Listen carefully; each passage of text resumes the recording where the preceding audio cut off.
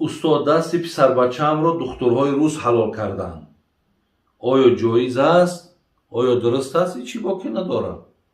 مادام شما اگر در همون دولت‌های زندگی میکنین که خلاص از بگیم دکترهای مسلمان اگر به شرطی نباشند، همون حلال کردن دستی بچه تو با دکترهای دیگر هم چی باکی نداره. اینه در بریدن همون پوست یگان شرط آمده است که حتما همین را باید مسلمان کنند. هر کسی که کند هیچی باکی نداره. درسته؟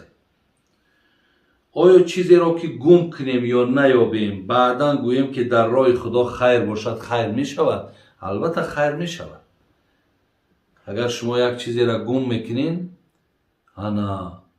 بعدا ناامید میشین، میگین خیر مقصد که دیگر به دست نمیاد، خیر کسی گرفته باشش بخشیدمش، یا خدای مهربان کسی گرفته باشد همه را از من خیر قبول کن، انشالله خیر میشه. برادر عزیز، خب بابا جان پدر و مادرم 30 سال با همدیگر زندگی کردن. 2 سال اخیر پدرم زن دویم گرفتن. معاملش با مادرم بد شد. او را سخنهای قبیح میگفت، تهمت‌های بسیار میکرد. مادرم با همه همین صبر میکرد و از پدرم باز بخشش میپرسید. پدرم گفت که با تو زندگی نمیکنم، به یگان سبب جوابی مادر من داد. آیا مادرم در نزد خدا گناهکار است و حکم میگونم مردا در نزد خدا چی است؟ نه، مادر چرا گناهکاره؟ وقتی پدر زن دویم بگیره، مناسبت با زن یکم ویران کنه، با مادری باشه که برای از او یگان بخشش پرسه، با این مقصد بگه که من خط زندگی نمیکنم یا من ترا نمیبخشم، برای دنبال زن دویمش، در اینجا خیلی مادر گناهکار میشه. البته گناهکار همون پدره. برای همین من بسیاری وقت میگم که مردهایی که دو زنگی کردن نمیتونین، زور بیهوده نزنین. برای همین این دو زنگی کاری هر کس هم نیست برادر عزیز. میگه کاری هر بز نیست خیرمن کوفتن. این کاری هر کس نیست برادر عزیز. برای همین این کار شما نکنید. ببینید زن میگیرین، علاقه با زن یکم تا مناسبتاتون رو ویران میکنین، طلاق میکنین، دیگه در بدر میشین، خاک بر سر میشین، دیگه به فرزنداتون ملال قهری میشین، بسیار فرزندا رو از حوالید بیرون میکنین، به همون زناتون میبخشین. مقصد چی بدبختی ها رو به سرتون میارید. برای همین این مردا البته در پیش الله مهربان جواب میگن. فرزندا برادر عزیز، هر کسی که همین خیلی معامله با زنهاشون میکنن بعد زن گرفتن، اینها یک مقصد یارن مردم گفتن در کار نیست یا مردم نیستن برادر عزیز.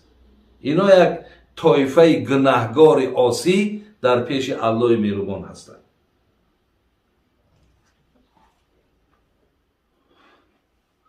پیش از پیغمبر ما کدام پیغمبر آمده؟ حضرت عیسی بود برادران. یعنی پیش از پیغمبر ما حضرت عیسی آمده بود و بعد حضرت عیسی پیغمبر خودمون آمد.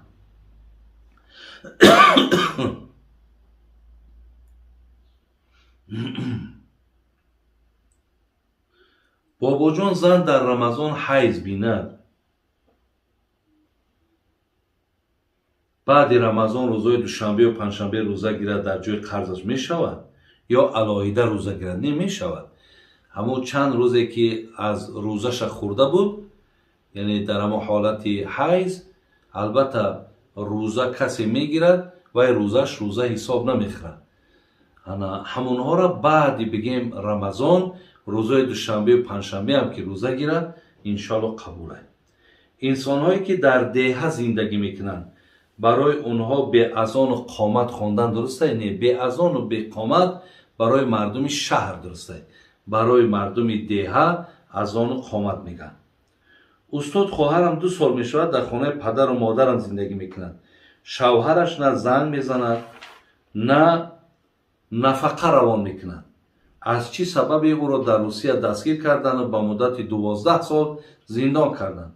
مادرش زن زده گفت که پسرم میگوید زن و فرزندم را نمیخواهم و من در کار نیستم. استاد گوید ما چیکار کنیم؟ چی مصلحت میدید؟ اگه گپی مادر اینجا اعتبار نیست. اگر از دهن خودی هم مردک بشنوی که بگه مقصد زنک دیگر تو میتونی برای شوهر کنی، تو دیگر زنی من نیستی، زیرا من در اینجا مقصد این مدت دراز زندانی شدم، همینجا طلاق میشه و عیدش میپاید میره و شوهر میکنه. لیکن گپی بگه مادرش بیاره پدرش بیاره اعتبار نیست تا از دهن خودش نشنوی. بابای حاجی امام مسجد بعد خواندن نماز در حالت تسبیح یا دعا رویش رو به طرف قوم نگرداند چی کنه؟ چی باکی نداره. اگر اصلا سنتش همینه که ما وقتی که باید تسبیح میگردانیم ذکرها را میکنیم باید رو به قبله بیستیم یا رو به قوم بیستیم، طرف قوم میگردیم تسبیح ها را میکنیم دعا میکنیم. اگر بعضی آدمی که پشت طرف قوم کنه و طرف قبله بیستد تسبیح را گویه و دعا کنم انشاءالله که خیلی خوب نیست و لیکن گویم که به یگان ضرر زیانی برای شما داشته باشد ندارد.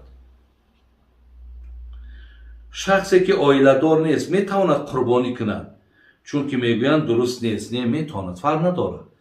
برای دختری که شوهر نداره پول داره، بچه‌ای که زن نداره پول داره، میتونه که اینها قربانی کنند، هیچی باکی نداره. خب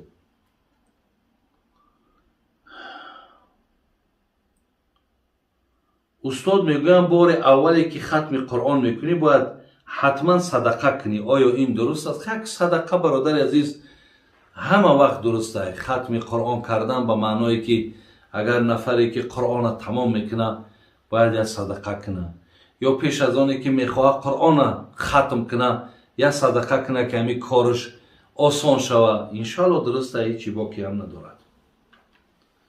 خب بعد دفن میت تا 3 روز خاک سلام میروند.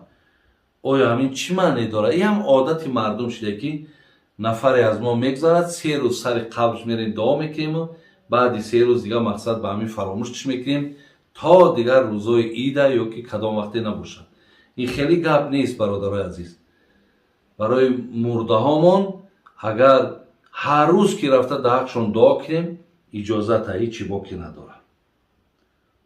خب استاد روزها بعد دفن میتشون در پیش قبر شیرینی میمانند. ما گرفته میخوریم، گناه هست؟ نه گناه نیست.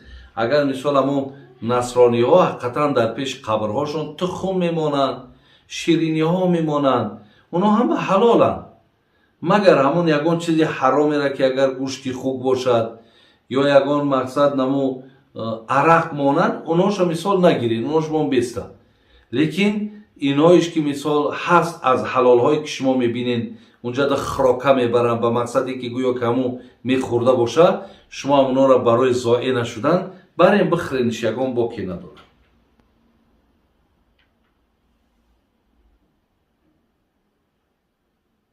بابای حاجی من دهقانم، سگها به زمین رو میدرایند، زراعتی کشتم رو ویران میکنند. من همین سگها رو پرانم گناهگار، پرانی گناهگار میشه، بکشونم گناهگار میشه. سگها را که پاسبانی کنین مقصد از زمین تان بیرون کنین برادر عزیز. اگر کمان داشته باشی یک تیر طرف آسمان بزن تا که بگریزن، لیکن پراندن، دارو دادن، کشتن اینها در شما گناهگار میشی. بابا جان شخصی کم بضاعت، صغیره یا بیوه فطری روزه میدهد یا نه؟ نه، یک آدمی که کم بضاعت باشد، آدمی که شرایط ندارد خودش، او باید که صدقه فطر از مردم قبول کنه، نه اینکه مثال صدقه فطر بده. برای همین شما بیوه باشین، صغیره باشین و شما مقصد 25,000 سامانی در پشت نداشته باشین، شما صدقه فطر رد خواهد عزیز، بلکه شما مستحقین، دیگرها باید برن شما را یاردم کنن. این چند مسئله بود که برادرها و خواهرای عزیز من برای شما گفته گذاشتم. الله مهربان ایمانمون کامل، خاتمه اون بخیر، این ماه مبارک به همه ما و شما خیر نیک گردانه و الله هر جا باشین در پناه رحمتش نگهبانتان باشه. آمین یا رب العالمین.